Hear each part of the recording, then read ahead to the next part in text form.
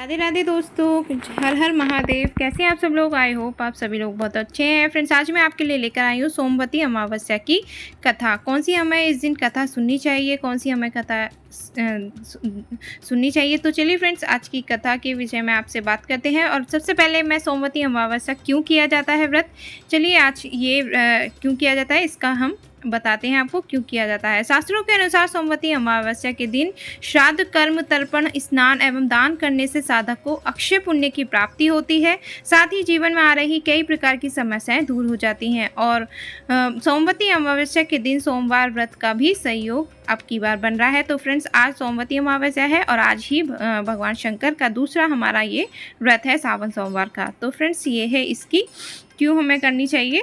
तो चलिए फ्रेंड्स, इसकी जो कथा है वो स्टार्ट कर लेते हैं। तो स्टार्ट करने से पहले भगवान गणेश की हम स्तुति कर लेंगे। वक्रतुंड महाकाव्य सूर्यकोटि समप्रभा निर्विघ्नं कुरु मे देवा सर्वकार्येषु सर्वदा। तो फ्रेंड्स, आज सोमवती अमावस्या है, साथ ही सावन का दूसरा सोमवार भी है। तो चलिए फ्रेंड्स, इसका जो कथा हमें सुननी चाहिए, चलिए वो स्टार्ट करते हैं। एक ब्राह्मण परिवार में पति, पत्नी और पुत्री रहते थे। पुत्री धीरे धीरे बड़ी होने लगी। उस लड़की में समय के साथ सभी गुणों का विकास हो रहा था। लड़की सुंदर, संस्कारवान एवं गुणवान भी थी, लेकिन गरीब होने के कारण उसका विवाह नहीं हो पा रहा था। एक दिन ब्राह्मण के घर में एक साधु पधारे, जो कि कन्या के सेवा भाव से काफी प्रसन्न हुए। कन्या को लंबी आयु का आशीर्वाद देते हुए साधु ने कहा कि कन्या के हथेली में विवाह योग रेखा नहीं है।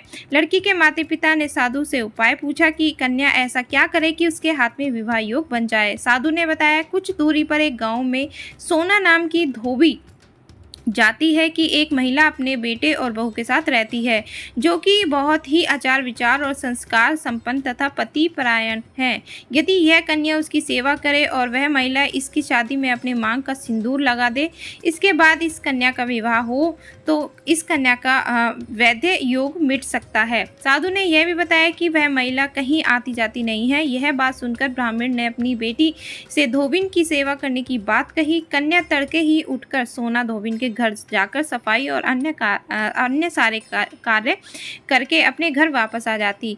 सोना धोबिन अपनी बहू से पूछती कि तुम तो तड़के ही उठकर सारे काम कर लेती हो और पता भी नहीं चलता। बहू ने कहा कि माँ जी, मैंने तो सोचा कि आप ही सुबह उठकर सारे काम खुद ही खत्म कर लेती हैं, मैं तो देर से उठती हूँ। इस पर दोनों सास बहू निगरानी करने लगी कि कौन है जो तड़के ही घर का सारा काम करके चला जाता है। कई दिनों के बाद धोबिन ने देखा कि एक कन्या मुंह अंधेरे घर में आती है और सारे काम करने के बाद चली जाती है। जब वह जाने लगी तो सोना धोबिन उसके पैरों पर गिर पड़ी, पूछने लगी कि आप कौन हैं, इस तरह छुपकर मेरे घर की चाकरी क्यों करती रहती हैं। तब कन्या के साधु द्वारा कही गई सारी बात बताई। सोना धोबिन पति परायण थी, उसमें तेज था, वह तैयार हो गई। सोना धोबिन के पति थोड़ा अस्वस्थ थे, उससे अपनी बहू से अपने लौट आने तक घर पर ही रहने को कहा। सोना धोबिन ने जैसे ही अपनी मांग का सिंदूर कन्या की मांग में लगाया, उसके पति गया। उसे यह बात का पता चल गया कि वह घर से निराजल ही चली थी। यह सोचकर कि रास्ते में कहीं पीपल का पेड़ मिलेगा तो उसे भंवरी देकर उसकी परिक्रमा करके ही जल ग्रहण करेगी। उस दिन हरियाली अमावस्या थी। ब्राह्मण के घर में मिले पुए पकवान की जगह उसने ईंट के टुकड़ों से 108 बार भंवरी देकर 108 बार पीपल के पेड़ की परिक्रमा की और उसके बाद जल ग्रहण किया। ऐसे करते ही उसके पति के मुर्दा शरीर में कंपन होने लगी। उस तरह धोबिन का पति जीवित हो उठा। तो फ्रेंड्स, ये थी आज की व्रत कथा, जो हमें सोमवती अमावस्या के दिन सुननी चाहिए। सोमवती अमावस्या के दिन आप इस कथा को पढ़ें। तो फ्रेंड्स, इसे आप पढ़ें।